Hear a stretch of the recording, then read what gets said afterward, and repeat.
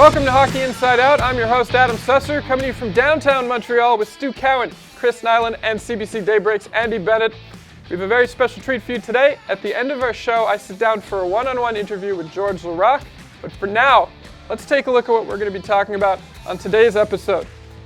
Number one, aside from Carey Price, is it safe to say that Alexander Radulov is the most important player on the Canadiens right now? Number two, how concerned should we be about Brendan Gallagher's scoring slump? Number three, we have our HIO viewer question of the week asking, what happened to Max Pacioretty? And number four, do you think any other team would take Thomas Plekanec and his $6 million salary in a trade? Let's start the show.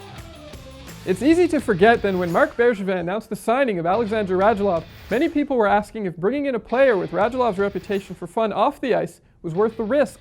Haven't the Habs already had their share of high-profile players whose work ethic did not match their talent? Well, unlike Semin, Vanek, and Kovalev, yeah, I went there, Alexander Radulov is turning out to be the pickup that Habs fans have been dreaming about for years. That forward who's taller than 5'8", is in his prime now, has talent to burn, and most importantly, my favorite attribute, the man shows up to play every single night of the week. He's helping Habs fans' dreams come true, one toothless grin at a time, and making those fears of him succumbing to the pleasures of Montreal's nightlife a thing of the past. Hey, haven't we all stayed up past curfew on a playoff night at one point or another? Aside from Carey Price, is it safe to say that Alexander Radulov is the most important player on the Canadiens right now? He sure seems to be. I mean, he's been the offensive spark that they've been missing. He's brought out the best in Alex Galchenyuk also, a dynamic duo there up front. And as you say, he battles every game, every shift. Michel Therrien talked about how hard he works at practice. He's been a real pleasant surprise for the Canadiens so far.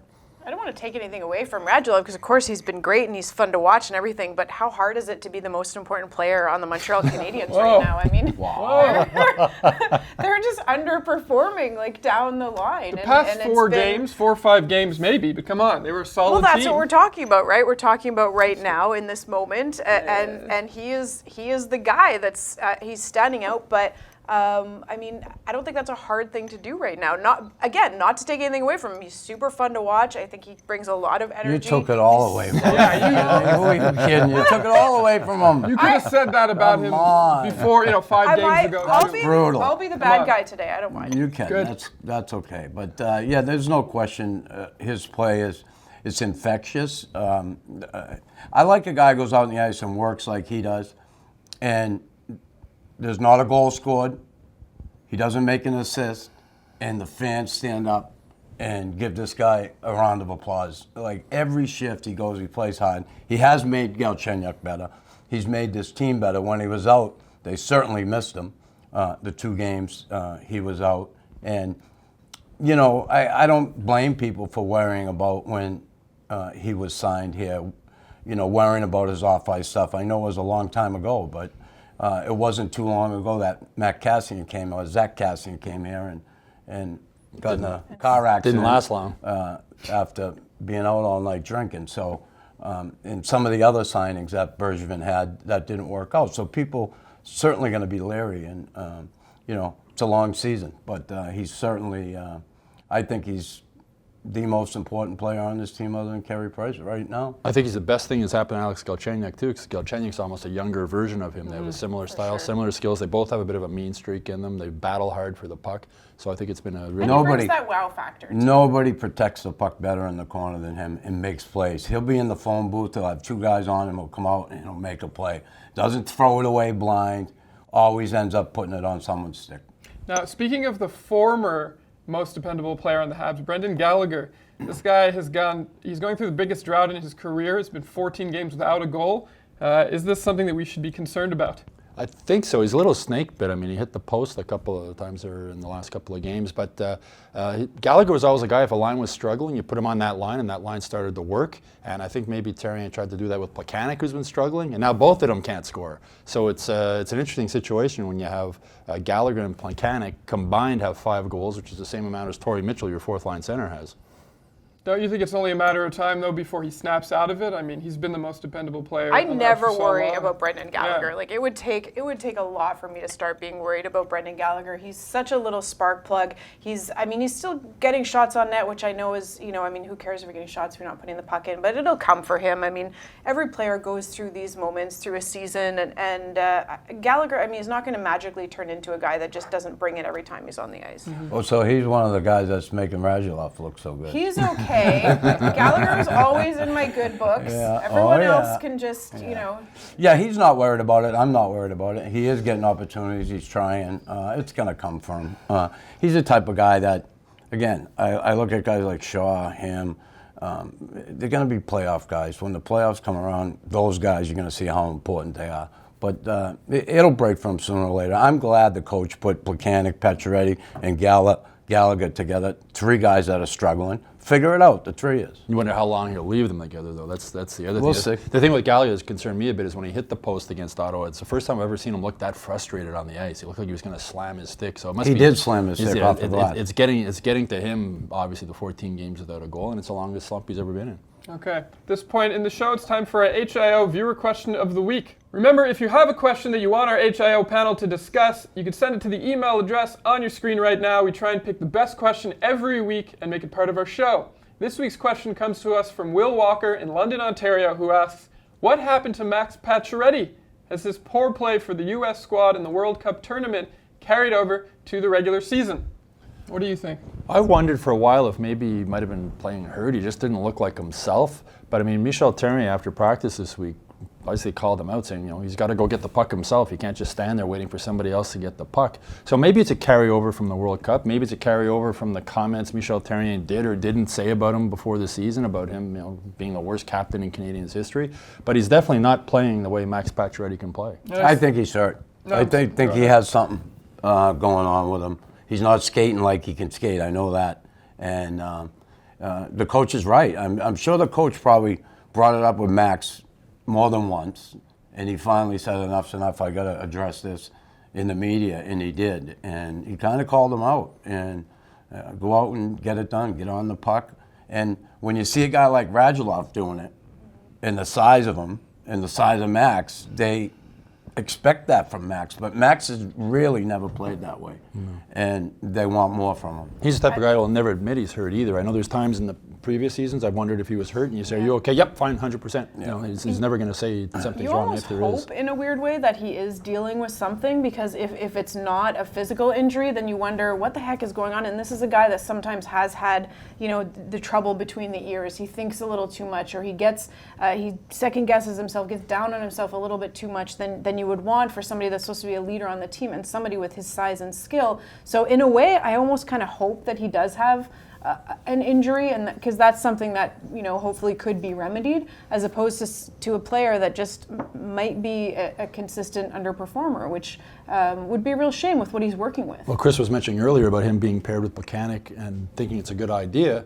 And the thing is, he's played with 5 different centers now this year, so it's got to be hard for any winger to get some kind of a flow going. It's not fun playing with a bunch of different guys. It isn't, but you can't.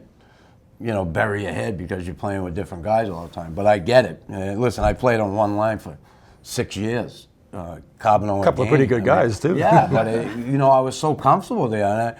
And the times I had to go with other lines, I was like, ugh. I didn't want to play with them guys. I wanted to be back with the guys I felt comfortable with. But again, Max has to prove himself before he gets back on any big line. You got to bring it. He's got to fight for the puck, as Michel said, and go get it himself. That was the thing. We're talking about Radulov and Galchenyuk together. They battle and fight for the puck, and he's got to do the same thing.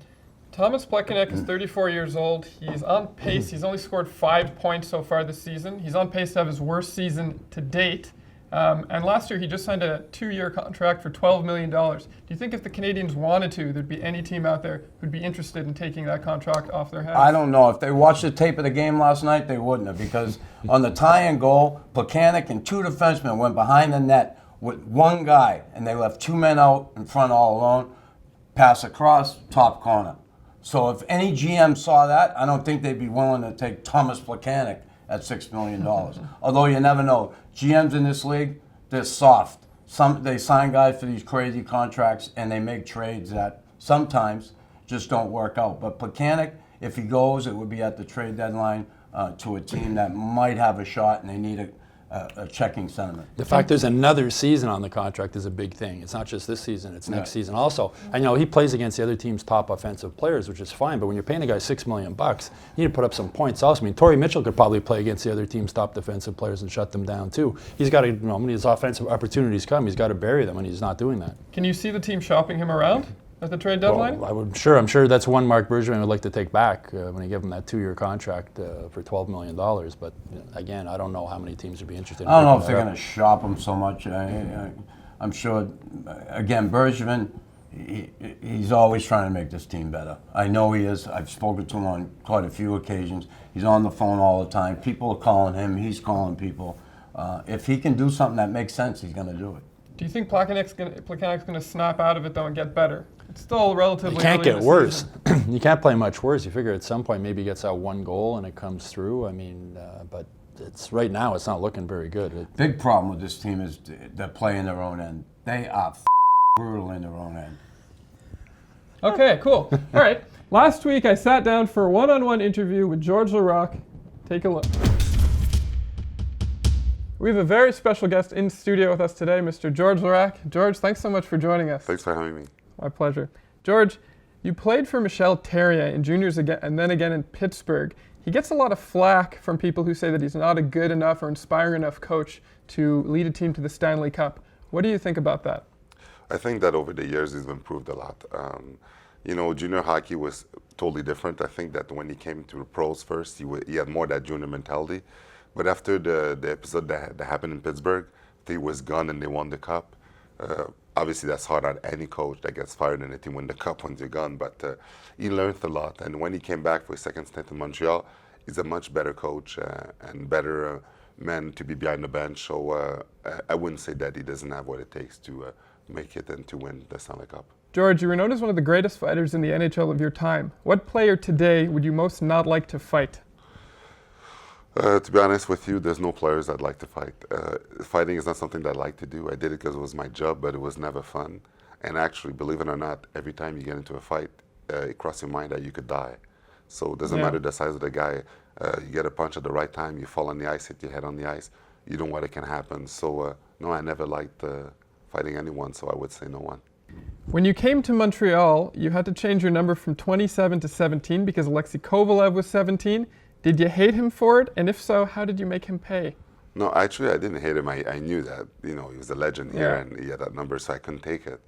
The sad part about it is the second year that he was gone, I wanted to take it. Bob Gainey said no because they sold too much merchandise with my name and number 17, so it would be unfair to the fans.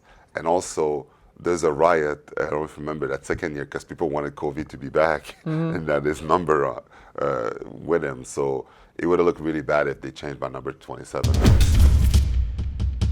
Thank you so much for watching Hockey Inside Out this week. We'll be back next Thursday at 8 a.m. like always. I want to thank our panel, Stu, Chris, and Andie Bennett, who, by the way, has recently accepted my Facebook friend request.